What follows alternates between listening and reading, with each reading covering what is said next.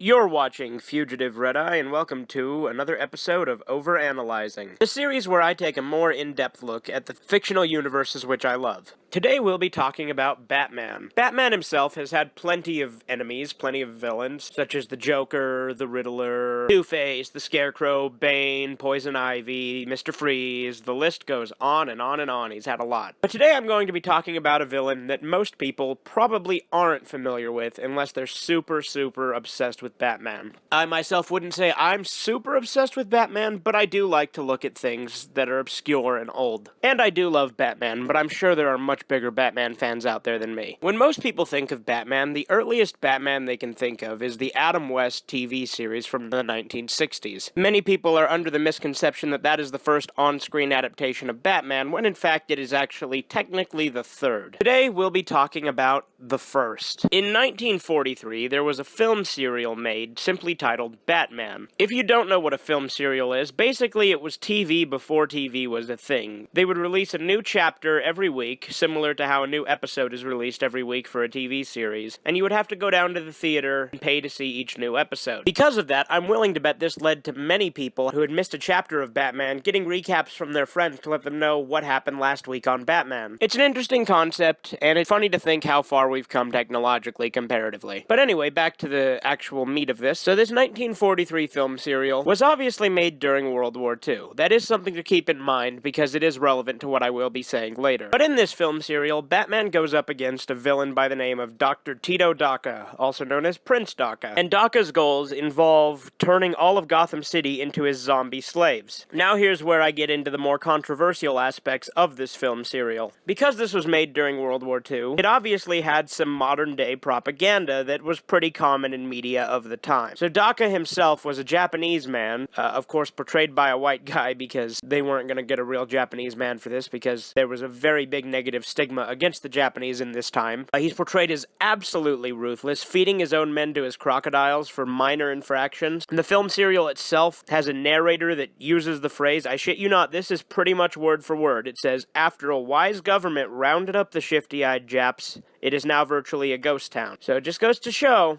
how politics has affected the media over the years. Not only that, but there are plenty of phrases where people refer to him as a Jap, or say things like, your oriental mind is too crooked to understand, things like that. As I said, this was super common during World War II. There was a Popeye episode known as, You're a Sap, Mr. Jap, for instance. Despite all of this, though, this film serial, if you can look past all of that, is actually pretty enjoyable. It's got a fun, kind of wacky plot that's a little over the top.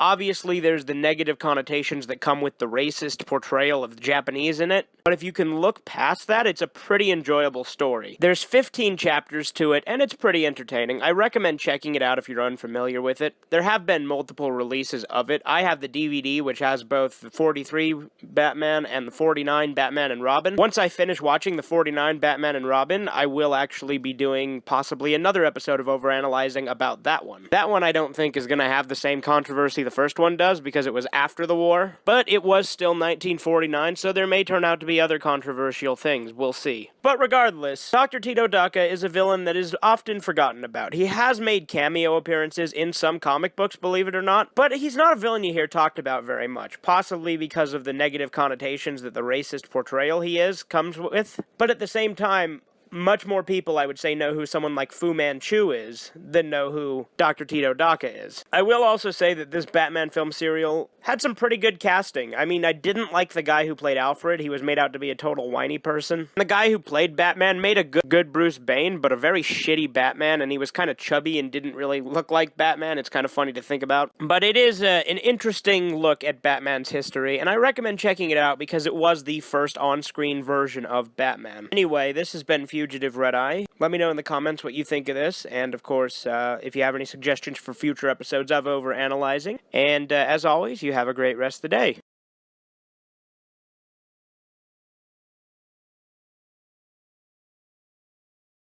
Subscribe to Fugitive Red-Eye.